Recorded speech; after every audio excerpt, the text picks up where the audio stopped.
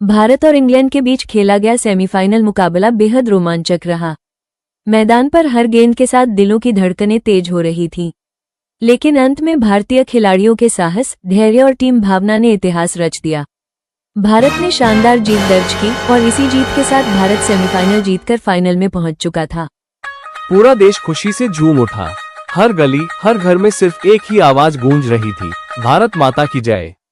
लेकिन उसी समय देश की इस खुशी और शोर के बीच एक छोटे से शांत गांव में एक बूढ़ी माँ मंदिर के सामने बैठी थी। उसके कांपते हाथों में एक छोटा सा दीपक था, जिसे वो बड़े श्रद्धा और विश्वास से जला रही थी। उसकी आंखों में आंसू थे। वो भगवान से हाथ जोड़कर धीरे धीरे कह रही थी, प्रभु, हमारे देश के खिलाड़ी बहुत मेहनत करते हैं। वे अपने परिवार से दूर रहकर सिर्फ भारत का नाम ऊंचा करने के लिए खेलते हैं। हे महादेव, उन्हें साहस देना। जब मैदान में कठिन समय आए तो उनके हृदय में ये याद दिला देना कि पूरा भारत उनके साथ खड़ा है।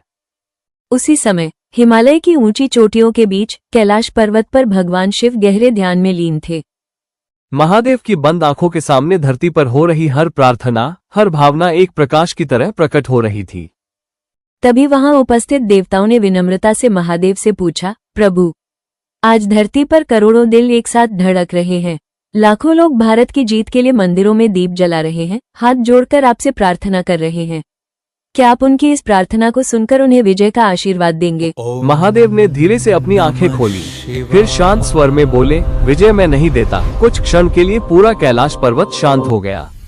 फिर महादेव आगे बोले, मैं केवल कर्म का फल देता हूँ। जो पूरी निष्ठा, साहस और विश्वास से प्रयास करेगा, विजय उसी की होगी। अगले दिन मैदान में खिलाड़ी पूरे आत्मविश्वास के साथ उतरते हैं। उनके मन में केवल एक बात होती है, कर्म हमारा, परिणाम भगवान का। जब कर्म सच्चा हो तो भगवान का आशीर्वाद अपने आप मिल जाता है। तो आइए अब हम सब भी तैयार हो जाए इस जीत की खुशी के लिए, क्योंकि आज मैदान में सिर्फ खिलाड़ी नहीं खेलेंगे, उनके साथ पूरा भारत खड़ा होगा।